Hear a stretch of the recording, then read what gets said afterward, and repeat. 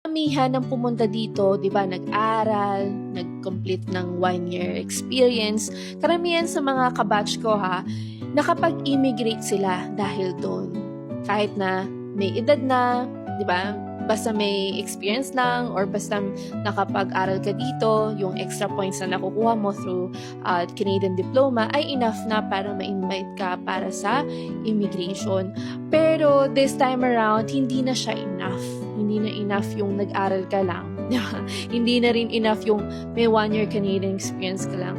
So, gusto ko din i-highlight itong 2 things na gusto kong ibanggitin in this video na pagtuunan nyo rin ng pansin. Kahit noon pa man, itong 2 babanggitin ko sa inyo, malaking tulong na rin talaga to para ma-invite kayo. Di lang to masyadong pinapansin noon kasi nga hindi kinakailangan. Pero this time, kailangan nyo ng pagtuunan ng pansin ito. Ito yung number 1, yung inyong English test. At ang number 2, yung mag-aral ka ng French.